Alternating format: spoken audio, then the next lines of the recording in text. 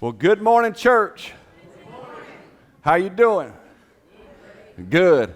I want to go ahead and say this. Are you glad to be here? Yes. You feeling good? Yes. Good. Me too. I've got one little thing. My voice has just been deteriorating as the morning has went on for some reason. And so if at some point I have a coughing fit or I just start spitting all over the front row right here, I am sorry. I'm going to try my best to keep that in check. But I'm excited to get to talking to you guys. Are you guys ready to get going? Yes. If you're just joining us, we are talking about miracles. We just began a series last week called Looking for a Miracle. No, not a miracle like your wife was ready on time this morning. And not a miracle like your kids got up in a good mood. Or like you got your husband to finally fix that light bulb that's been flickering for the last 6 months. Not a miracle like that. Right, Tony? I'm not talking about those kind of miracles. I'm talking about real deal biblical miracles. We are trying to realign our minds, adjust our thinking to understand with complete clarity what miracles are, where they come from, what kind of miracles can happen in our lives. And what can we do to help maybe facilitate seeing more miracles in our lives and in the lives of other people? Are y'all excited about that? The first thing we decided to do last week was define what a miracle is. And here was our definition. A miracle is a display of God's power in our lives that produces awe and wonder in us and reveals to the world that God is at work. You got it? You write it down. There's three main parts of this. I want to make sure that you see it. 3 parts that we believe defines a miracle. A miracle, first off, belongs to God. God alone is the source of miracles. Miracles originate with Him because they are supernatural acts. Despite how we may have overused miracles in our everyday language, or we've outsourced miracles to other people and we say, oh, this person can perform a miracle or this person did a miracle. The truth is the Bible tells us that God alone is the source of miracles. You got it? So that's the first part. The second part is this. Miracles, when they occur, will shock us.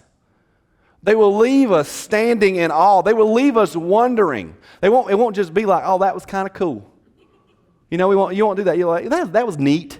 What a neat thing that was. That's not a miracle. A miracle will leave you mouth gaping going, what in the world just happened? That's the truth. Miracles are on a whole nother level. So you got it? That's number 2. The third thing is this. Miracles act as a sign to the world that God is at work. This is the truth. There is an evangelical element to miracles. Just like when Jesus Christ was here and He was performing miracles, there was a reason for that. There was a message attached to that miracles. This is the Son of God. God is at work in this man. That is exactly what miracles are. They are a sign to the world that God is at work. And so when a miracle happens in our life or something miraculous happens in the lives of others, we look and we go, my goodness, God is at work over there. They call our eyes to God. They draw our attention to Him. You got it? So you got the definition. Everybody good? Yes. Good. So if you're here, some of you are back here for part 2 of this series. I know that some of you are back here because you're looking for a miracle. I told you that the whole reason for this series is I have found myself bombarded with people who need a miracle in their life. And so I know that some of you are here today because you need a miracle in your life. Some of you are watching online because you need a miracle. Some of you might be finishing this series up that you found years later because you need a miracle. And I'm glad of that. But I know you have questions. You're wondering, does a miracle I'm looking for, does it fall within God's purview? Is what I'm asking for realistic? This is what I did in my study. I've done a lot of reading over the last several weeks about miracles. And so in my study, I decided that there were 4 categories of miracles that I wanted to talk to you guys about. Now, there's probably, you could probably add another category in there if you really started breaking down. But I believe there are 4 categories of miracles that if we discuss them, it was going to cover a lot of what you guys are looking for, a lot of what we've been praying for. But as we discuss these categories, simultaneously, this is what I want to do. I want to try to show you some things that we must do in order to facilitate these miracles perhaps taking place. That's what I would like to do. Does that sound good? Yes. So you ready for category 1? Yes.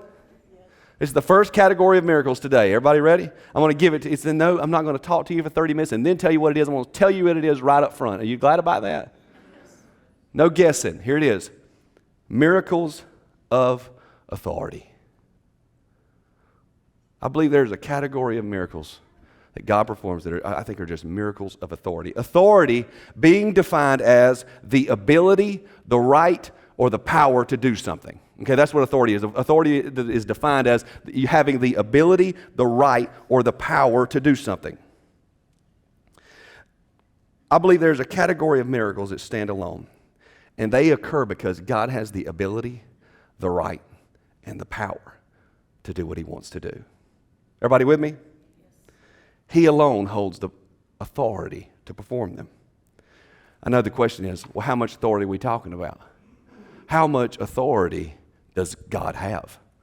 Well, I believe Jesus answers that question for us. In Matthew chapter 28, verse 18, Jesus is talking to his disciples upon his resurrection. He's talking to them, and this is what he says. He says, I have been given all authority in heaven and on earth. He was given this authority by God. So if Jesus was given all authority in heaven and on earth, then how much authority do you think God has? All of it. It's a pretty natural thing, isn't it, Jeremy? It makes sense. If God's given Jesus, how much authority does God have? He's got all of it. He's got the whole 9 yards. He's got the full Monty. He's got the whole ball of wax. He's got the entire shebang. I love a thesaurus. Don't y'all? A thesaurus is just fun. I do that all the time.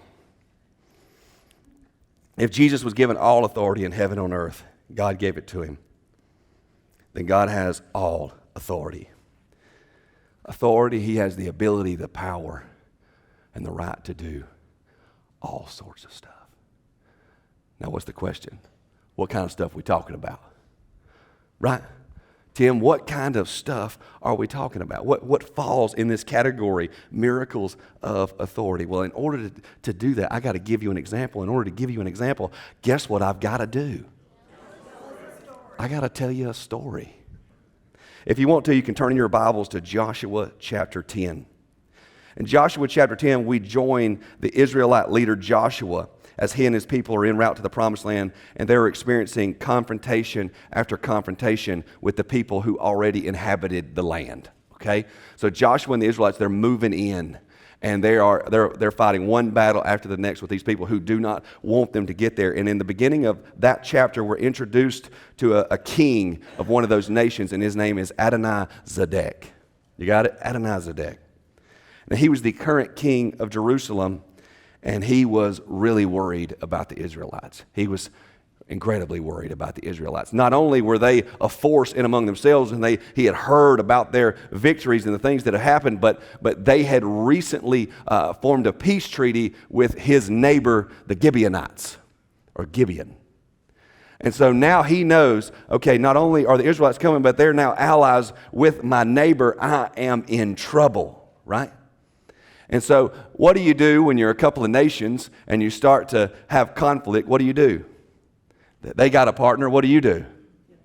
You go partner up with somebody, right? Adonai-Zedek, he sends messengers out and to 4 other kings, and they form an alliance among themselves. So now you have these 5 nations, these 5 kings, and they are coming together against Joshua and the Israelites. And they come together and they form a plan. They come up with a battle strategy, what they're going to do. And not wanting to waste any time, Adonai-Zedek, he sends his army and all these other guys, all these allies, and they go to Gibeon, and they attack Gibeon. And they besiege it, is what we're told. They besiege the Gibeonites. They're attacking them, surrounding them. Somehow the Gibeonites managed to send messengers out to Joshua and the Israelites, let them know, hey, we're being attacked. Things are going bad. We're in real trouble. They've got 5 kings now and 5 nations all put together forming one army. We're in trouble. And I want you to join me in reading what Joshua's response is to this news. In verse 7 it says, "So Joshua marched up from Gilgal with his entire army, including all of his best fighting men." So Joshua, he gets everybody together. He says, "I need every man, every able-bodied man. We need to get together. We're going." Verse 8 says, "Then the Lord said to Joshua, 'Do not be afraid of them. I have given them into your hand. Not one of them will be able to withstand you.'" Now, can I tell you something that I realized when I read this? Apparently, there was reason to be afraid. Right? If God tells you not to be afraid, apparently in our human eyes and with our human knowledge, there's plenty of reason to be afraid. Right? If God warns you. This is what I'm saying. Joshua was a veteran at this point. He has led battles. He has been at war. He's experienced victories. He has experienced losses. And so Joshua knows the deal, right? He knows what's coming. He knows if we're going to go help the Gibeonites, Adonizedek knows we're coming. He planned this, which means that he's going to have the best position. He's going to know the lay of the land perfectly. He has our allies besieged. And not only that, but you had 5 nations together, and apparently they were a great force. I don't know any statistics. We're not given any numbers that I'm aware of. But I think it's safe to assume this is a scary battle to walk into. Right? Everybody still with me? I am sure there was reason to be afraid. Yet God had said, "Don't be afraid." God said, "Go. I'm going to deliver them, each one of them, into your hand." So what does Joshua do? He goes. He takes his troops and they go. We're told in the Bible they marched all night. And when they arrived, this is what happened. I'm talking about when Joshua and the Israelites, when they made it there, they stepped foot on the battlefield. God moved outside of Gibeon. And it says that all of the enemies and their kings, they flew into confusion. They didn't know what was up and what was down and who was bad and who was good. I believe this, they were fighting each other. Some were retreating, some were going to the left, and some were going to the right. They didn't know what to do. They began fighting each other. And this is what we're told in the Bible, that Joshua and the Israelites defeated these armies soundly at Gibeon because of God's intervention. But the story don't stop there. See, Joshua and the Israelites, they just keep chasing them. These armies are trying to retreat, and they're running down a road. And as they're running down the road, look at what happens. In verse 11, it says, this is where it gets a little authoritative, for a way to say it. "As they fled before Israel on the road down from Beth-horon to Azekah, the Lord hurled large hailstones down on them, and more of them died from the hail than were killed by the swords of the Israelites." All right, hang on a second. Y'all are like, what? Imagine this. Can y'all do this with me? Sid, do this with me. Carter, help me out right here. You're a warrior, right? You're dressed for battle. You flew into confusion. You don't know what's happening, right? You take off running. You're like, just retreat. Just get to safety. Surely they'll stop eventually. They'll stop chasing you. And as you are running with all your might, you hear, dum, dum, dum, dum, dum, dum, dum, dum, dum, dum, dum, and hailstones large enough to kill a man, to hit you, your brother. You got Jimmy, your bud beside you, Joey, your buddy beside you, you're running beside him, you're like, Joey, he's like, boom, he's done. God is killing these dudes with hailstones. He's intervened completely. He's fighting the battle almost on his own at this point. He is taking these soldiers down, dropping them one by one. I just imagine that somewhere in this story, there is a meteorologist, and he goes, "Man, I missed that forecast." I missed that one, you know. I saw no death hail in our future today. I just imagine that. Dropping them like flies. As if that's not crazy enough, I want you to look at what happens next. Joshua, as he and his troop are chasing these men, Joshua wants decisive victory. He wants absolute victory. He doesn't want to come back and fight these guys again. He wants to end this battle today. That's what Joshua wants to do.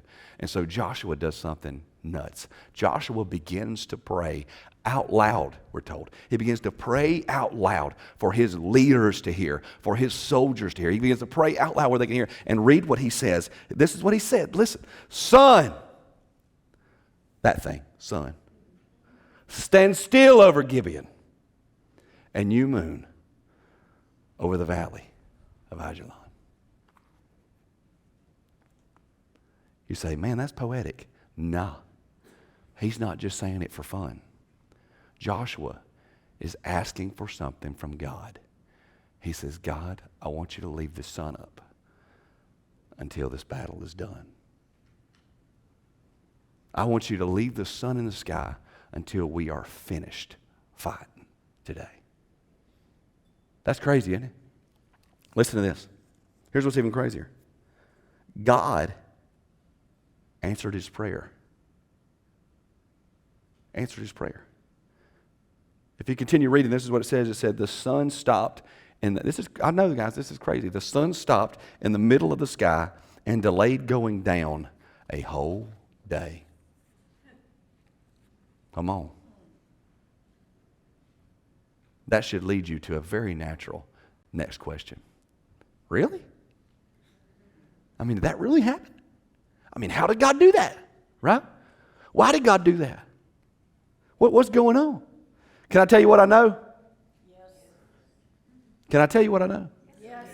I did my research. Let me say this. I got it figured out. Commentators, experts, and scholars have traveled miles and miles and miles around this subject to end up nowhere. That's what I discovered. I read tons of stuff that really made my brain hurt. I'm going to be honest with you. Things like, did the earth slow to a certain point, and as it slowed, it elongated the day? That's what happened. Or did the earth stop in the sky, like just do a full stop, or did it slow? Was there some sort of refraction of light that occurred because of a natural phenomenon, and that caused it to appear like it was daylight? Was it an eclipse of some kind that caused it to be daylight for a long period of time? Pages and pages, guys, I read of material that was meant to maybe explain what happens, trying to explain something that I told you guys in message 1 could be explained with one word, and that is God. Because when it's a miracle, that is the only real explanation. God performed a miracle I call a miracle of authority. Can I tell you why it's a miracle of authority? You want to hear why it's a miracle of authority? Look at this. This is what I know was happening right then. At least real good, real close guesses. The earth was traveling around the sun, and the sun, according to science, is 4.5 billion years old. It is a ball of gas burning in the sky, of hydrogen and helium gas. It is 93 million miles away from the earth. It is 1.3 million times bigger than the earth. And we're traveling around this sucker at 67,000 miles an hour as a planet. Are you listening? 67,000 miles per hour. It takes the earth 1 full year to orbit the sun. And at the same time as we're orbiting the sun, there are 8 other planets. There are 5 dwarf planets. There are tens of thousands of asteroids. There are millions and millions of comets that are all being pulled into orbit by the sun's gravity. All of that was happening to create our solar system. Simultaneously, as we orbit the sun, the earth is also rotating, giving us our day and night, giving us a rising and a setting of the sun, because the sun's on us, and then as we turn around, the sun's no longer on us.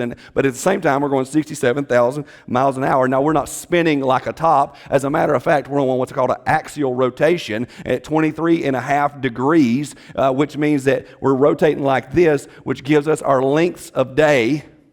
Because when we're tilted towards the sun, the days are longer, and when we're tilted away from the sun, like in the wintertime, we get shorter days, and all of that was happening. And then I read words like elliptical orbit and perihelion, aphelions, and solstices and equinoxes and all this sort of stuff that told me that any deviations from the current cosmical, cyclical processes would mean doom for mankind. And God said, not today. God heard Joshua's prayer and stuff that he set in motion so many years ago we couldn't possibly count them. He said, I'll do that for you because I can do that for you. And I want to do that for you. And I have the power to do that for you. That is a miracle of authority. Are you with me? Yes. That is a miracle of authority.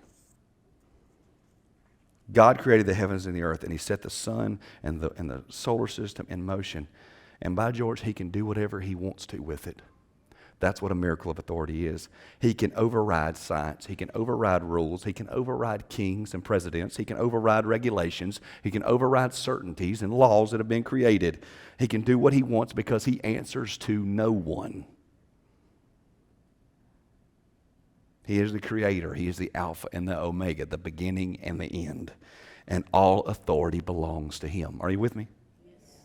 Throughout the Bible, we see miracles of this magnitude where God took something that was certain or some rule or some law or some whatever we think, some science, and God said, you know what? Not today. When you touch fire, John Boy, what happens? It burns you, right? When you get near fire, biologically what's going to happen is you are going to be burned. That's just what's going to happen. Fire burns pretty much everything up, right? That is true of everything but the story of Shadrach, Meshach, Abednego, because they were thrust into a fiery furnace where they should have burned up. They should have died immediately. They should have died going through the door. And instead we're told they walked out of there and they didn't even smell like smoke. That is a miracle of authority. I can do what I want with things that belong to me. When you step into water, what happens? You sink. At the very least, you get wet, right? When you step into water. That is true. Except when it's Jesus. And he's walking on water and he looks to Peter and Peter says, call me out on the water with you. And Jesus says, come on, son. And they walk on something that is liquid that we're told couldn't possibly be walked on. Yet they do it. That's a miracle of authority. He changes the rules. What happens if you've been dead? Brady, what happens if you've been dead 3 or 4 days? You're probably starting to smell, okay? I like that. That's a good way to go, I guess. You begin to decompose, right? You're dead. Any CPR is not a viable option. No doctor is going to tell you that this person is revivable. Yet we see in the Bible that Jesus called a man out of the tomb that had been there for 4 days, that everybody thought was dead. Everybody had been mourning, and Jesus said, no, come on out, my brother. We see in the Bible that Jesus himself, 3 days after he had been crucified, he rose from the grave. That is authority. That is a miracle of authority. Because he doesn't answer to anything, not even death. A miracle of authority. You with me? Miracles of authority are where things appear to only work one way. Rules and science dictate a particular order of things. Certainties and laws govern humanity, and all of a sudden, God, in all of his knowledge and all of his ability and all of his power, says otherwise. God has the authority to do whatever he wants. And we see throughout the Bible, there are major moments where God answered people's prayers, and he used his authority to override natural patterns in science, laws of physics, kings' orders, and even certain death. That's the truth. So what do you do with that lesson? What do you do with that lesson? This is what I wrote. Make sure you know who you're dealing with. As Christians and as children of God, this is the truth. You need to make sure you know who you're dealing with in your life. You got to know who you're dealing with. That should change some things in us. Let me tell you this. When I was 21 years old, I had saved up enough money to buy my first truck. I mean, I had paid Dave Ramsey this thing. I had paid myself a truck payment, saved a bunch of money, and I had enough money to go and buy my dream truck, which was a Toyota Tacoma. Still love those trucks. Can't fit my family in them, but I love them. And so I say, and I knew, all I'd heard was horror stories. I'd never dealt with a dealership before, but I mean, I wanted one off the factory floor. That's what I wanted. And so I'd heard all these stories about dealing with dealerships. I was 21 years old. I was in college. I was like, you know what? I don't want to go there because I think they'll take advantage of me. They'll see how young I am. So I'm just going to deal on the phone. So I just started calling dealerships. And I ended up talking to a guy. That's why I said Jimmy earlier. I ended up talking to a guy, and his name was Jimmy. And I like Jimmy a lot. And Jimmy was a great car salesman. And so Jimmy and we started talking on the phone, and I'd never done this before, so I was just trying to, and this is how I started. I said, Jimmy, this is the truck I want. I want a Toyota Tacoma. I'm kind of learning about the features and stuff. I've been reading a bunch, but here's the truck I want, and here's the amount of money I'm willing to pay for it. $18,000. I remember. I said, $18,000. That's what I want to pay for the truck. And Jimmy got on there, you hear him on his little computer, and he said, man, I just ran the truck you wanted. I built the truck you wanted. It's $24,000 on MSRP. And man, I'll just tell you this. I know this dealership. I know how we do things. We will not sell a truck below MSRP. And I was like, well, man, all I got is $18,000 so I can do. He said, wait, no, hang on a second, man. Let me see if I can help you out. Let me go talk to my manager. And I'd never seen this process before. He said, let me go talk to the manager. I'm like, okay, go talk to your manager, I guess. He goes to the manager, calls me back a little while later, maybe the next day even, or I don't know. He calls me and he says, hey, you're not going to believe this. You are not going to believe this. I just talked to my manager, and he said that he would take $2,000 off that sticker price.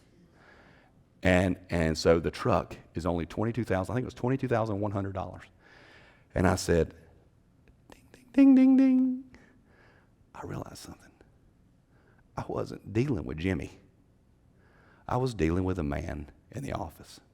I was dealing with a man behind the curtain. And all of a sudden I realized he can change the rules. Because Jimmy said, we don't ever sell a truck below sticker price. But then he talked to the manager, and the manager said, we take $2,000 off sticker price. So I'm telling you, something happened in me. I became a haggler right there. And I was like, hang on a second. And y'all are like, you are comparing car dealers to God. No, listen, stick with the story here. I said, man, I can only do $18,000, And you know how the story goes. He's like, well, I'm sorry, I don't think we're going to be able to do it, We can't close the gap, blah, blah, blah. He hung up the phone. He calls me back a couple of days later. Hey, man, you been thinking about the truck, anything, man? I said, man. And we kind of started talking the packages and the things that were on the truck and all that stuff. And I was like, man, this is the truck I want, $18,000, Ended up, fast forward, a lot of conversations, and this poor Jimmy, been put through the ringer. 2 weeks, he calls me. He said, man, you're not going to believe this. We got to move some inventory. We got to do some things. I can sell you the truck for $18,400. And I said, Jimmy, you've done good work. I think I can meet you that $400. I think I can make that happen. But in that time, I had done some research and realized I forgot something. So this is what I said to Jimmy. I said, Jimmy, one more thing. When the truck gets here, he's like, well, good. You come in, pay, worked all the details. He says, when the truck comes in, he said, I said, when the truck comes in, I really need a towing package on that truck. I felt a tear hit the pad that poor Jimmy was writing on. Jimmy's like, come on, man, you're killing me. You're killing me. We can't do that. We can't do that. There's no possible way we can do that, Tim. We have cut this price on this truck all the way down to the bare minimum. I'm telling you, there is no wiggle room. And the towing packages are $700, $600, whatever they are. He's like, there is no possible way we could make that work. And this is what I told him. I said, you know what? You should take that to your manager. He goes, what? I said, just take it to him, man. He goes, I'm telling you, he told me he was about done. I said, take it to him because I know that man, and that man's got the ability to change the rules because he's already done it 3 times. So he comes back home. Yeah, he said he'd do $18,100. I said, I'll see you tomorrow. Get the truck here. I'll never forget. You got to know who you're dealing with. And you're not dealing with another person. You're not dealing with somebody who's limited. You are dealing with somebody who can change the rules and is willing to change the rules for you. How should that affect you? I'm going to tell you what it should do. It should cause you to walk differently than you walk. You should walk with your shoulders back. That's the truth. When a mountain or an obstacle or a giant appears in front of us, we shouldn't be afraid of it, but because we know how much bigger our God is than those. When tragedies happen and we're facing certainties, terrifying things, I'm telling you, we should respond differently. When the world looks at us, they should see that we respond differently because we have a God who has all the authority, all the ability, all the right, all the power to do whatever it is we ask of Him. But not only should it change the way we feel and the way we act, it should change the way we talk. We should talk about Him that way. We should talk about Him like He has all the authority, and we should talk to Him like He has all the authority. We should pray crazy prayers. We should be running down a battlefield and look up and go, "Sun, stand still!" Because we can. Now I know we're talking about crazy stuff. But I want to tell you something. Some of you need crazy things. And some of you are limiting Him and what you're asking of Him. And He can do so much more than you think. If you want to see more miracles happen in your lives and happen in the lives of the people around us, I want to tell you here, the first thing that's got to happen is you got to know who you're dealing with. And you got to step into that. And step into your prayer life. And step into your walk like you know who He is and what He's in control of. Because a God that can look at the sun and the earth and for one man and a nation, He can go, "Stop. What could He do for you?" And if He is for you, then what on earth could be against you? Let me pray for you. God, I am thankful for miracles of authority. I'm thankful that there's these little moments in the Bible where we see You move in incredible ways, ways that blow our mind. God, this is my prayer. I pray, God, that we will not limit You. As we have friends and family who are ensnared in addiction, we have people who are facing illnesses that look imminent, terminal. When we have things coming towards us that are bearing down on us, and we feel like there's no way that we could stop them from happening, these bad things or these tragic things, God, I pray that our first instinct as believers is to stop and to go, "You know what? I serve a God who can stop that from happening. I serve a God who can deliver that person. I serve a God who can heal that person." God, that is my prayer, is that Golden Corner Church will be a church who's not afraid to recognize Your authority, is not afraid to pray great big things, and that we walk boldly into difficult situations because we know that You don't have our back, God, that You walk before us and You have the authority to do whatever You want. That is my prayer.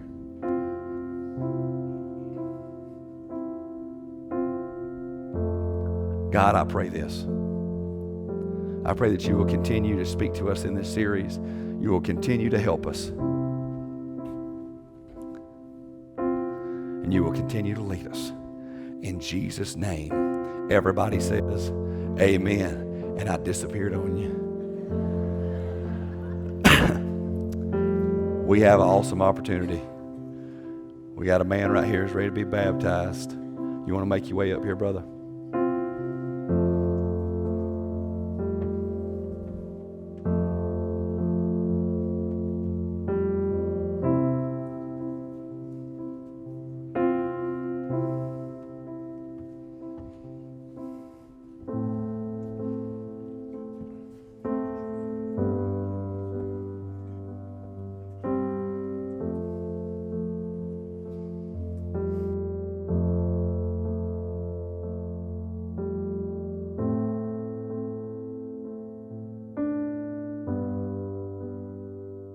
Just give him a minute. Y'all in a hurry? We're good. We got time.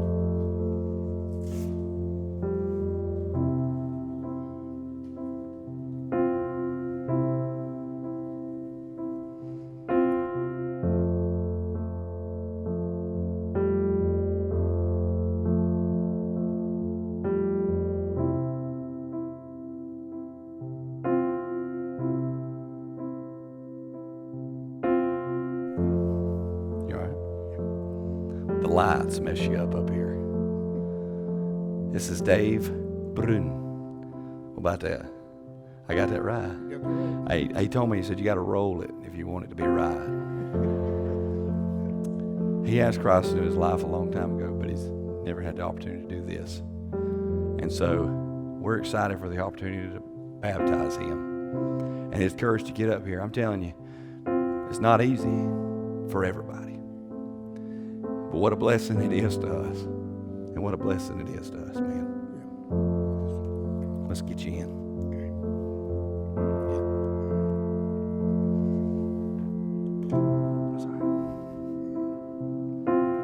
No, you're going to face that way.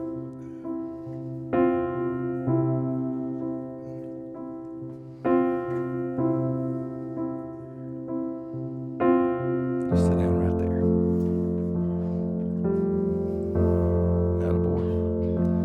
It's all gravy from here. You just let me drive.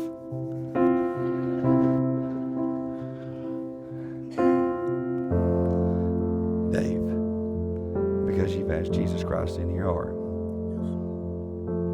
because you want to follow him all the days of your life, I baptize you in the name of the Father, the Son, and the Holy Spirit. Grab your nose. Grab your nose. Your nose.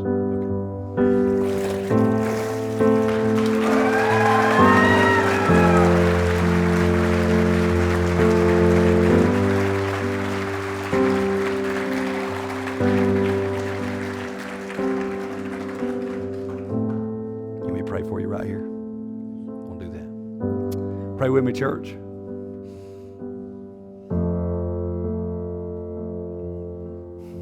God, thank you. We take a lot of things for granted. We take a lot of things for granted. How easy some of us breeze around, and how easy many of us get in and out of a tub. God, don't let us ever lose sight of the mercy and love we should show to one another, how we should be patient with one another.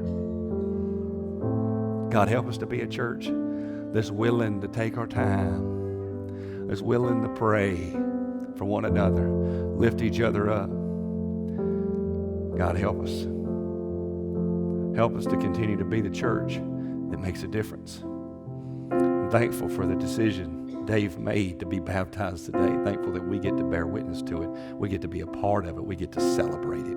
Keep him in our hearts and on our minds, God, and help us to pray for him in the coming days and weeks, and to be a great church family to he and his wife, Linda. Father, we love you. In Jesus' name, everybody says, amen. Church, you are dismissed. I love you. Have a great Sunday.